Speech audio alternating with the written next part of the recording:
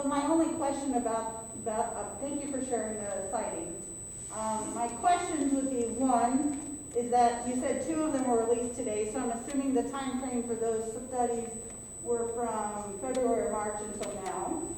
That's my assumption, because that's how a study would happen. And then 2, so that it's current, but it's not new information. And then 2, that's during lockdown, not during the school year, correct? What was that second part? It was not during the school year, it was during lockdown. This is just studying the general population. Right. Okay, thank you. Go ahead. I would just have to say to your percentages and so forth, there's so many out there, first off, that you could probably pull up thousands. But just in this area, we all know of the Muhammad prom, underground prom that happened. There were 60-some kids there. And out of those 60, I know that 31 of them came down with COVID.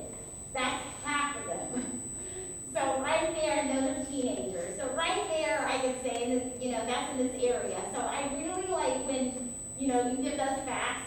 That kind of thing that happened 10 miles away kind of, just puts it in perspective exactly to what could happen. If they're at the Muhammad prom, I'm going to assume that these children are talking louder than normal, that they're in extreme.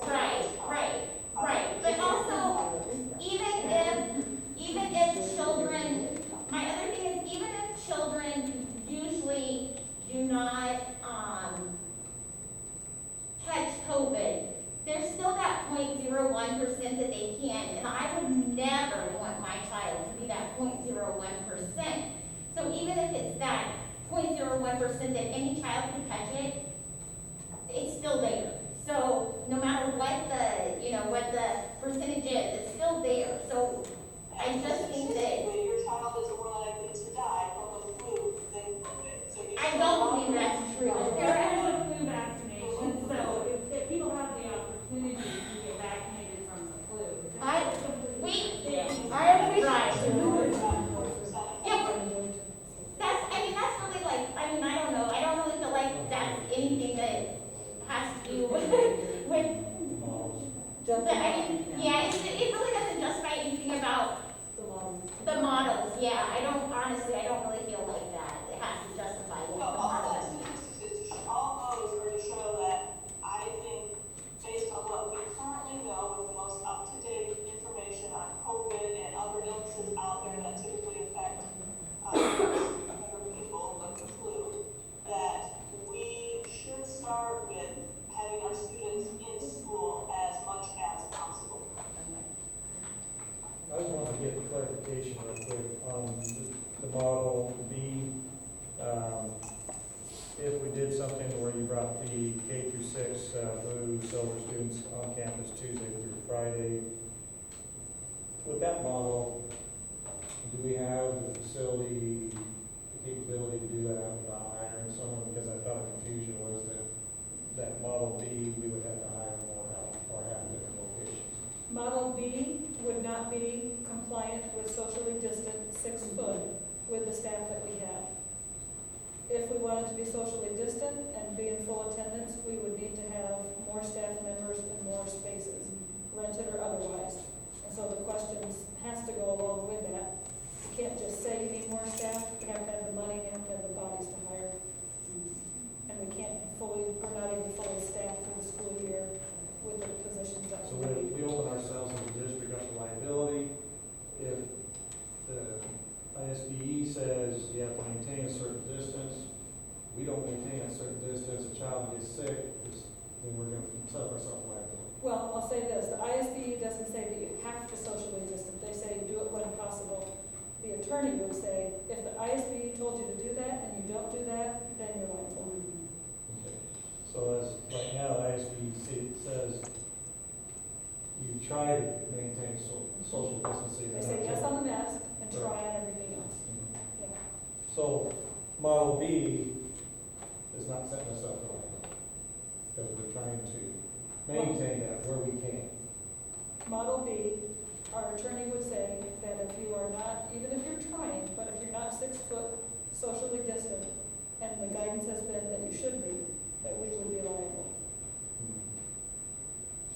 So almost model B is really almost not a non-factor, really, if we want to.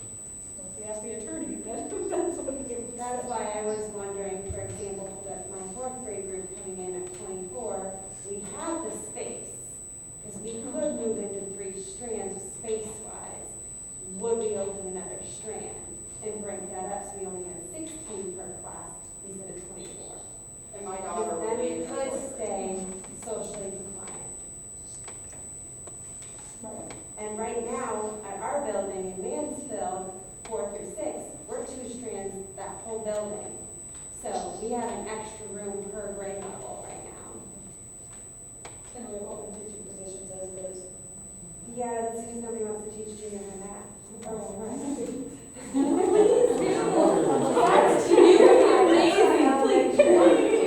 Schneider building's the one issue. Schneider would not have space to be socially distant for second grade or third grade. About getting another location. We would have to do trailers for them and personnel for that. 4 through 6 has space, but it doesn't have personnel. What about using the gymnasium in Schneider for a classroom? Can you use other alternative spaces, like over here, maybe the gymnasium, or I think space would be easier to find than personnel. instead of bringing in these trailers, I mean, we have the high school, so I know we'd probably be able to free up the school with it, you know? The library, or, I mean, because we're not gonna have any common areas and facilities, not common areas. Like, but we're gonna need to, for our kids too. I think it would be good to hear if we could from, John spoken, Katie spoken, but maybe not said kind of what your thoughts are, and then maybe hear from the board and see if we can make a motion. Okay, Katie? well, I have, a lot of concerns about coming back and not being able to maintain the social distance in the classroom. So I concur with John, I would like to start with the hybrid model, where we have half the kids in the building at a time, and again, teach the social distancing, teach the hand washing, make sure we have the mask compliance, all of these things, and hopefully move into full attendance. And I agree with Sarah that we'll probably also end up with remote at some point beyond all of our control, but that, I would prefer to start with the hybrid model A. John, you good? Well, I just wanna, I know we haven't talked much about this, I know we're all about in education, we're all about the kids, and it needs to be. But I also wanna think about the staff members. How many are close to 50? How many are diabetic? How many are battling cancer? How many have high blood pressure? You know, there's a lot of things there that I don't wanna lose a staff member over this either. So just take that into consideration. Maureen, you want to start that later? No?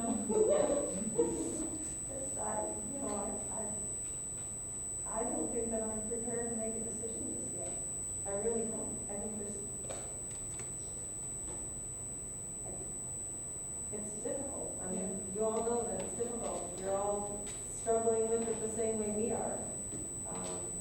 I think that if we cannot social distance in every classroom, that we're gonna have to go with hybrid A, or A, just because we don't want somebody to be affected. Now, can we blame it on school? You can't really blame it on school if you're a parent who goes to work and you're a parent who goes to a grocery store, and you come back home and then your kid goes to school and 2 days later they, are sick and then you get tested and the kid you can't blame it on the school because you're not isolating at home. So, the whole liability part of things, I don't know how that would stand up. But if we are social distancing and we have masks, I'm a little bit more comfortable bringing them back, at least in the A model. Okay, Hannah? So, coming into this, I was initially really thinking that I supported Model B. But honestly, after listening to everybody tonight, I also don't know that I'm 100% ready to, feeling like I can confidently make a decision. Now I'm hearing people say A, I can see why that would be more appropriate at this point, especially if there's concerns that we're gonna be moving to, we have to end up moving to 2.0 anyway. I think it would be better in terms of transition for the students. So, I think, and then my other concern is just the topic of consistency has come up, and I feel like that's something that we need to discuss more too. If we were to go with B, because I think B is the model that we're saying is more inconsistent, so yeah, not quite ready. Chelsea? Me? Yeah. I agree with, the American Academy of Pediatrics that students need to be in the classroom as much as possible.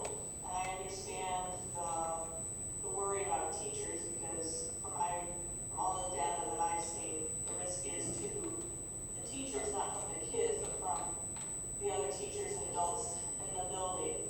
And I think that that's something that could be worked around. Let's say instead of having the students zoom in, we have the teacher zoom in and we have an aide as a proctor or something like that. But I would like the students to be in school as much as possible for the continuality of their education. So that would be which model? D?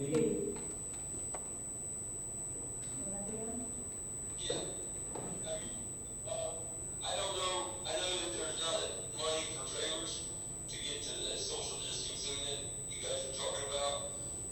But I would like to have students in school as much as possible. It's something that we may be able to implement at the door when they come. You take their temperature to make sure that they're not running a temp. If they are, then they don't come to school that day. That will help a little. And then I want the students in the school as much as possible. I know that what we did last year was great, but some of them were having difficulty. So with that having difficulty, they need to be in the school with the teacher so that they can learn, and understand what they have. And I know a lot of kids learned last year with the way we ended school, that they can get a lot of that done on their own. But our job as a board is to make sure that our students get the proper education, so. Thanks, Jeff. Victoria, are we adding a C, plan C to this, where everybody attends 4 days? Well, I guess that's another option to look at. I was just throwing it out there because I think that that's what Chelsea's talking about. What Chelsea's saying is bring pre-K-12 back. Chelsea? Chelsea, are you saying all grade levels coming back, if you had that option? Yes. Yes. We'll call that a C. For Chelsea. Are Chelsea's children in our school? He's 5, he hasn't started school yet, But he will be. Okay, thank you. and her other child's 3. So Dion, are you saying you want the K-6 coming back full or everybody, Dion? Everybody, if they have a temperature at the door, then they're home. I mean, that's one way to help control, the social distancing and, with the, that, because if you have a temperature, then you can't come to work. I know some businesses that are doing that with their employees. The first thing they do is they take their temperature at the door, if they're on the temperature, they go home. No excuses, you're just excused for the day. Okay, thank you. Well, I'm a money person, so liability scares me a little bit. I feel like I like option B, but I don't feel like it should be limited feel if we're gonna do a 4-day, let's do a 4-day. That way there aren't students that don't come to school, but there is definitely a concern with the fact that there will be some classrooms, even at the high school, where they won't be socially distanced. So it will be enforced as much as humanly possible, but not all the way. Honestly, I hate to say this to my fellow board members, but I'm almost wondering if we need, because we need to make a decision ASAP, but do we need to put some other survey out there, run it as quick as we can, tell people, share this, like, if we brought them all back, and have it very clear in there, with this option, we are not able to maintain six foot 100% of the time. We want you to be aware of that. And then to see what kind of response we get from parents, because that way it's full transparency that we're aware of this, and at the same time, have that conversation, because I definitely don't want to put the district in a liability issue either, that someone's gonna send their kid, but then they're gonna try to turn around and like sue the district, because that's not what we want at the end of the day. Any decision we make, bringing the kids back, letting them go to school 4 days a week, you know, not bringing them back, it's like, we're not doing it because we want to put anyone in a bad position, whether it be a student or a staff member or the community as a whole. We don't want to be, basically this is recorded, we don't want to be a comment with their situation. Again, a little different. Yes, no one wore a mask at their little prom, but and everything else I've been to, I usually had to go like this to students. So there was probably no social distancing either. So I don't know. That's not really an option. Hillary really wants to hear where like, can we do a quick survey? Can we meet again in a week? Can we do that at that point? Because I really want to make sure that for me personally, like the decision that I'm making is as fully informed 100% as we possibly can. I mean, hearing the voices here tonight, I did a quick count, and those are 17. Those are 17 great voices, but gosh, can I hear 17 more? You know, the emails that we've gotten from people have been great. There's been emails from staff and from parents, so that's helpful. I don't have a lot of contact with a ton of students. The ones that I have, they want to come. You know, they want to be here. In my experience is usually with a little older students, those are who I have the most contact with. So it's definitely a hard thing. That's kind of where I stand. So did that answer it? I can, when someone earlier said it'd be nice to have another survey put out, because I really didn't understand, there wasn't really clarity on the first survey. I say that we send a survey out, you guys help us get the word out, participate, all right? It doesn't take that long to do one of these running survey things. That's how it's called. Survey monkey. Super technology. Chick-fil-A, I know how to say that now. Is it possible to put another survey out that we take whatever our smallest room is? I know on our junior high side, we've got some pretty small rooms, much smaller than like I do in my 4th grade classroom on that side. So, I know we've got a lot of variances in size of the room. I know there's a 3rd grade room at Schneider that's really tiny on that one end. So, like, we need to show the parents the possibility, the worst case scenario, kind of thing. And I don't, the survey I know did not, that when I clicked through it, I don't think it had all pictures in the survey. No, not so. So those would not be in the survey for them to see. But I do think it needs to be transparent that there will be some classrooms, because it's not 100% of the classrooms, but there are some, and that's what matters. We can't tell each parent, well, your student might have it, they need to look at it as, they're answering this as though, if they chose option, again, in my mind, B now becomes everyone. That if we're gonna bring it back, we're running, there's, you know, why not bring our junior high and high school students back also 4 days? But that there will be some classrooms that you cannot maintain 6 foot. We don't have enough room for the desks to be that far apart. So that way it would make it clear to them. I mean, a picture kind of shows you, but to me, putting it in black and white, it will be impossible in some of the classrooms that your child may be in, that they cannot be 6 feet apart. We will ask for masks. At the community meeting a couple weeks ago, they did talk about, you know, they're wanting parents to also help. Take your child's temperature before they leave in the morning. You know, be an active participant in that. That way we're not having to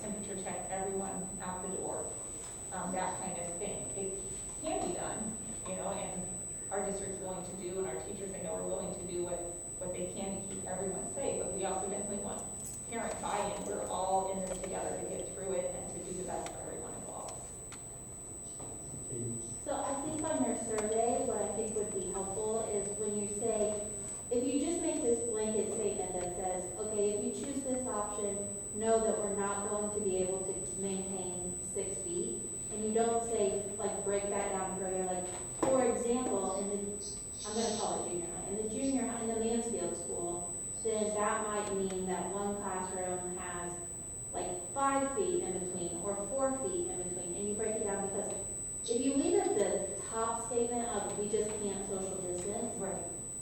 to me, that could mean, okay, they're sitting right next to each other. But if we're talking about a foot less, that's a much less risk, you know, for me to consider. So I think you have to break it down and say, per school, it might look like this, it might look like that, it might look like this. We're not saying it won't be every classroom looks this way, but this is how. And say for the high school, we would have the teachers moving, not the students, or, you know, whatever. I think you have to just break it down, or you can't just say, we won't social distance, because you will immediately get people saying no.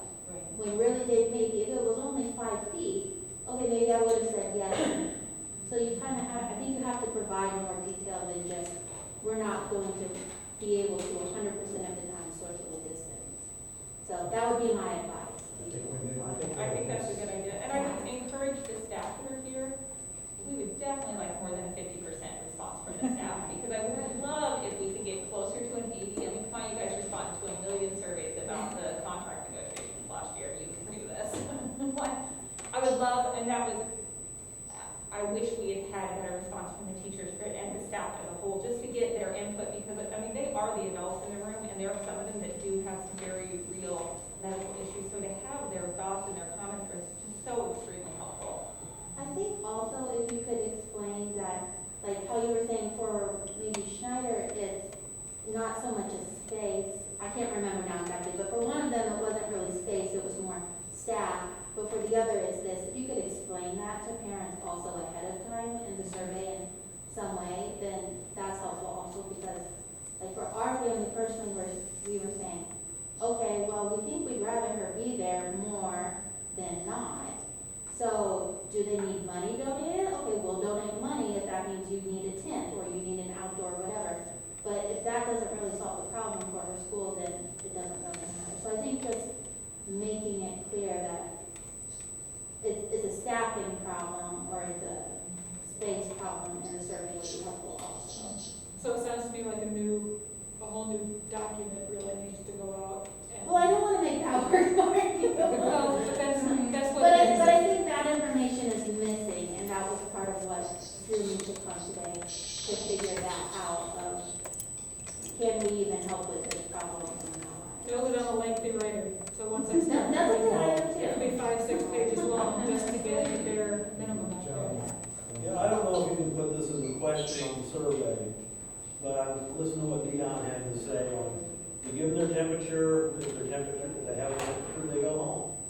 Well, in my world, when there's people that can beat up Leslie, and they show up and say, I'm not wearing a mask, we call, say, okay, you gotta go home, nobody is at home, I need some guidance, what are we gonna do with that kid? Because that kid's gonna be in my office, that kid's gonna be with Nancy and Jill, we're both, sorry to say this, but we're close to 60, and we're not the thinnest people in the world either, you know? Only a month younger than me. Yeah. That be known. But I mean, I need some guidance on that, because I don't wanna have to go, here's what I'm gonna do, okay? They don't like it, we talk to Hillary, and we gotta wait a month before we come and talk to you guys on what do we do? Because what we're gonna have, and I've got, and I'm sure Nancy needs to come up with a list of 10, they're already gonna be doing that. I'm not gonna wear a mask, my mom and dad were sleeping or whatever, I'm fine. You test them, they're COVID, I mean, they've got a temperature, and they go, I ain't going home. And we can't get a hold of anybody to take them home. So I need some guidance on that before I I can think say. Katie acted like there was some direction coming from the Principals Association for the student handbook, so we would definitely want that direction that's coming from those associations to help us with those, but sadly, I don't think we're the only district that are gonna deal with those same issues that you deal with different bodies of students. When were they gonna send that out? You don't think? They sent it out, Monday, I believe, so this This week. it's a very good document. So the report is someplace accessible. And that's what tells us exactly what we're. It is, for admin, we haven't, I guess we we got got some an admin direction, email. and then we would need to work forward from that. Consensus is that idea is that the remote 2.0 is gonna be an option, not just for medically, individuals who have to see the school, that needs to be clear on the survey as well. That's for us. But it has to also be clear on there, if you agree to that, you have the full right, full term out. Yeah, you can't call in October and say, well, there's been no cases, we want to come back. It just won't be, it won't be an option because it's just very hard to choose, to jump from that curriculum in with the other classroom, so. And honestly, I don't know how easy it would be in January either. Yeah, it's gonna be enough of a struggle. Yeah. Are Let's those the go, ones we're gonna put on Ingenuity? It just depends on numbers, I think. yeah, that's the thought. We'll have to see. We go to Carlos and then we'll come back up here. Carlos, you're feeling? Well, I mean, no, wait a minute, I think they ought to go to school, period. But you can't. So it's not safe, they don't pay attention to anything. And they do what they're told. I think they're in the aid. In my mind. Can you speak up, please? You're not going to get all here. Can you speak up, Carlos? Anyway. Okay. He was saying he's an old timer, he likes B, eh, ideally, but with kids not listening today with the masks and stuff, he's like, maybe A is a better compromise, right? Right. Sorry, trying to project for you. Go ahead, come back. I will tell you that, some of the plans I read, this will be the school district's response plan for operations, and so that type of stuff that Mr. Warrens is bringing up, most schools have, proposed a quarantine area, you know, away from staff, and if they don't wanna basically comply, then you can wait over there with everybody else that doesn't wanna wear a mask or that has a fever. You have a quarantine area separate, so. Just so everybody knows, the next step that we have planned is another district-wide version of our reopening committee, meeting on the 20th, which is still days away, but still kind of coming up kind of quickly. And before that meeting was scheduled a meeting with our nurse, so we could talk about, we've already talked about trying to designate a possible COVID space and a sick but not possible COVID space, and how do we maintain the two, how do we staff the two, and so on. I didn't hear that. How do you tell the difference? That just by looking at a child, I mean, it would be very difficult at this point. Yep, If they're running a fever and they have a cough, it would be exactly. potentially either one of those things. And so how is your space going to be large enough to handle it? Are they going to be masked while they're in there? And how are we taking care of the nurses, taking care of them? And how quickly can parents get there to pick up a child? There's a lot of things that go into that. Just so you're aware also, our bus drivers feel very strongly that they would like to test kids before they get on the bus. But I have to tell you, not every stop is an at-the-door stop. We have very small number, thankfully, but we have 6 stops across the district that are more of a community hub stop. I cannot send home a child with a temperature to get home by him or herself if they get to the bus door and their parent's not there. I can also not send home child A with parent B, just hoping that they get them to the right place. Just putting another adult on the bus doesn't remedy the situation, so we have to think about that. We also have the staff that feel very strongly that we should temperature check when the kids walk in the door. It would be, another thing to have the parents self-certify, but I'll be honest, a lot of the staff will say, the day's busy. I'm thinking that maybe the parents just pushed the button saying that they're okay when they really didn't check. So there's always a left side and a right side to everything. And my perspective is if our staff wants to check more often than not, just so they're doing their due diligence, if they're willing to do the work and that makes them feel safer, then I say go for it, but the bus thing is kind of a different issue. I mean, it's gonna have to really be buy-in from parents, families, who's ever the custodial parent or custodial person at home. It has to be buy-in from mask wearing, start now. Teach your kids what it is to wear a mask and how to wear a mask and work with them for 15 minutes a day, half an hour a day. Teach them how to wash their hands. All of these things has to be a community effort. It can't just be all on the teachers and it can't all just be on the parents. It has to be a concerted effort. So if we go by calendar days, if we can get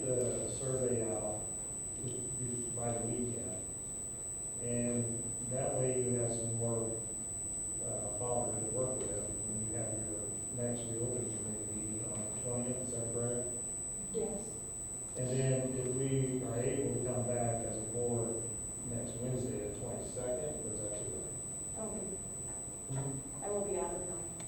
The problem is that, registration opens up on the 31st of July. If we meet as a board, at a board training, instead of board training on 29th, that doesn't give the district enough time to even get anything going. So when are you gonna be in town? The 28th. So you can call me, Can you call in? That Wednesday? Don't think so. I have a wedding rehearsal. But I can try some The rehearsal. 23rd, At the wedding. That's the wedding. And the 24th is the wedding. I can try, I'll do my best. I mean, you have a consensus, so it's not like I have to be there. right, I just wanna know how much time does the district need for you guys to implement? Well, right now, it's me, because there's no committee work going on. Ryan's out of town, You'll be back when? not till next week. I mean, I can try if John and Katie wanna play tomorrow, we'll do our best to get something out. Is there a time frame? I was gonna ask that a date for the survey. Now, when I took the survey, I just took it, but I didn't really read when it was due back. I didn't put a due date on it, Okay, I didn't think so, but I just didn't even read it. because I wanted people to be able to continue to say if they wanted to, because sometimes I cut it off and I show everybody what's going on, but then they hear about it, and then they wanna respond, and I still wanna see that, so I leave it open. So, I mean, if we want to decide all the detail that you want on that survey, that might help, and so I'm not kind of guessing again and leaving something out, and I'll try my best to get it out by tomorrow. You could just indicate on the survey that your goal is to have responses back in order to have it for the meeting, but not actually I with can- a deadline. Yeah, or I could cut this Cut it off, off. yeah. I feel like the shorter response time, you actually, when someone first sees it, if they don't do it, then they're not coming back. So, I mean, that's what we find on campus. And I know 20% response by parents sounds horrible, but actually it's a pretty good response rate. You don't always get that on campus, so. But it's like, people are either gonna do it when they first hear about it, or they're not. You never come back to it, so. I just want the real committee to have a chance to meet again before we got back together as a board. Yeah. So I don't know how much time you're gonna need to be able to take what you get maybe from the surveys and meetings. Compiling the survey data is not hard, it's harder to get the questions prepared exactly the way they should be to get the exact answers you're looking for. It's kind of hard. And obviously, I didn't do so great last time, so. Are you available to help read stuff tomorrow, or would you be opposed to, getting input from Yeah. Katie? Are you okay tomorrow to maybe help proof the survey? Because you're in here tonight as a community member, I definitely feel, I just told Hillary I'm definitely available to help with that, but I feel like as a parent, like maybe that is helpful. Would this make sense to you? And you've definitely given some good feedback tonight. Before I threw you, I was like, okay, can I volunteer? Yeah, no, Okay. that's fine. I do it at work, so it's fine. Maybe you can make sure I have your email address before you. Yes. Hillary, I can try to help with the Snyder stuff since Ryan's gone, because I was there when we were spacing out the desks and trying to measure the different grade level classrooms. Thank you. And possibly we could say, like as a header in Schneider, perfect social distancing in most classrooms means that we can put X amount of desks in the room. If we have 25 desks in the room, it's approximately X amount of feet between desks. And kind of do that for both, for all three classrooms. I'm sorry, there's no desk. But I did that up in Mr. Anton's room as just kind of, because all of our rooms are the same, and it was like, perfect social distancing if we fit 20 desks, but I could fit, 25 with 4.5 to 5 feet. Yeah, but their building, their rooms aren't all the same size. Oh, yeah. There's some drastic differences in some rooms. Those kind of measurements. And so we're saying, maybe in most or in a majority, you know, That's not why be in I the thought I'd header. The worst case scenario. Mhm, Worst case scenario, you know. mhm. So the main thing is trying to get a board meeting together. Even if you're out of town, you can FaceTime on any of those days from the 22nd on. You can't do the 22nd FaceTime. The 23rd, 24th is out. What about the 25th. 21st? Hmm. About the 21st? Yeah, that's a Tuesday. What's that? Yeah, my hand's up. Sorry. That's okay. I know things are kind of winding down here. I just wanted to say thank you for all the effort that's going into this putting together. I mean, I don't think any other district is taking pictures of their classroom, moving furniture, you know, showing a parent what social distancing is going to look like. And there's decisions that have been made regardless. You know, Monticello has made their decision, DCMS, Ridgeview, Mohammed's working toward one. And I think we're taking it to the next level by involving the parents as much as we are. And so I'm saying this from a parent perspective, not a staff perspective. I just know for myself that if I believe that my child needs to come to school, you know, and they're in the younger grade levels, because that's what's best for them, I'm taking that risk of knowing that there is going to be that chance. But I'm taking that risk as a parent. And I think it really comes back to understanding that from a parent perspective, regardless of what grade level your child is in, if you truly believe that's what's best for them, you're going to take that risk. So as many documents as we want to draw up and put out in a survey, I think for me personally as a parent, it's not going to change my mind. Do you know what I'm saying? But I just want to say thank you because I know it's very time consuming and I just feel like you're going above and beyond.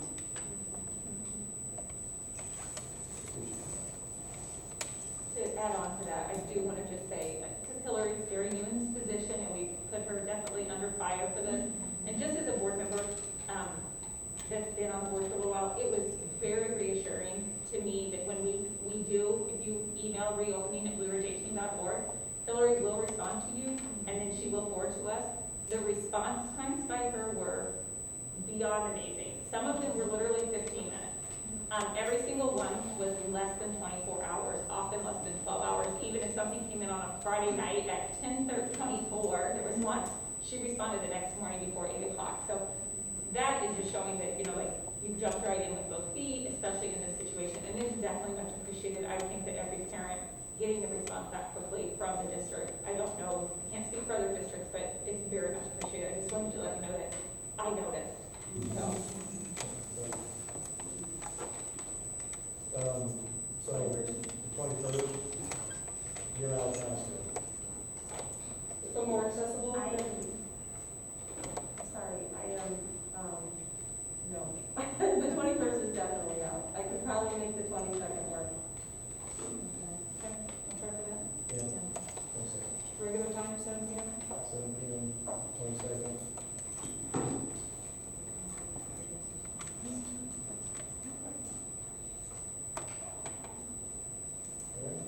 Well, we're going to be moving forward more with our regular meetings to finish off. You're welcome to stay for that excitement or socially distance yourself as you leave.